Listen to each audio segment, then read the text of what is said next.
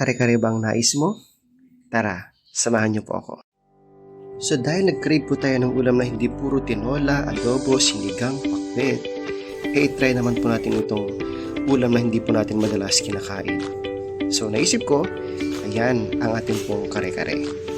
So we have just prepared here mga ingredients, mga gulay at swete and other things na gagamitin po natin para po sa ating pong ulam, which is kare-kare. So una po natin pinakuluan ang ating pong karne para matanggal po yung mga scabs niya. So magigisa na po tayo ngayon ng bawang at sibuyas at isusunod naman po natin ilagay ang ating pong pinakuluang karne, pork ribs and pork chop.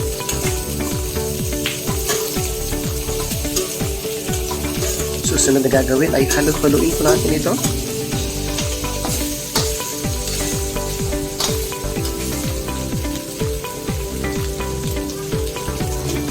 Saka po natin lagyan ng tubig.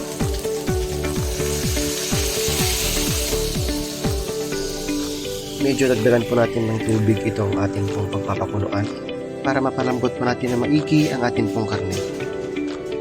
So ililipat po natin siya sa lagayan para matakpan po natin siya. Mas mabilis kasing maluluto ang karne kapag meron pong takip ang ating pong lutuan. Kung meron po kayong pressure cooker, mas mainam po para at least mas mabilis lumambot yung ating pong karne. Medyo maingay nga lang po naman kung kumakalong pag nagkaroon palayo. Sayang din po kasi yung mga ingredients kapag di nakuha lahat. Okay, so takpan na po natin. So habang naghihintay po tayo na kumulo, nanonood po muna ako ng video po ni Panlasang Pinoy.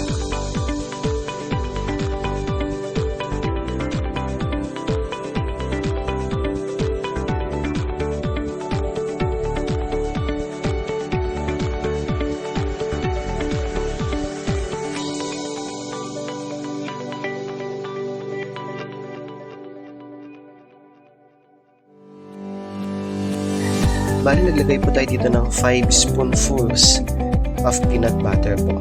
Depende po yan sa desired taste po natin.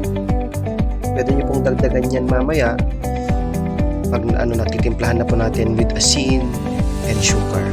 Kung gugustuhin nyo lang din naman po. So, ilalagay na po natin ngayon ang ating pong swete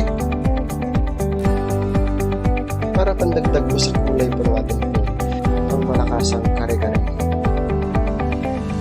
So, hayaan po muna natin kumulo siya. Then, ilalagay na po natin ang ating pong cornstarch. So, as you can see po, dinilute po natin siya kasi hindi po siya powder na ilalagay natin, kundi yan. Liquefy na po siya. Purpose noon ay para lumapot po ang ating pong kare-kare.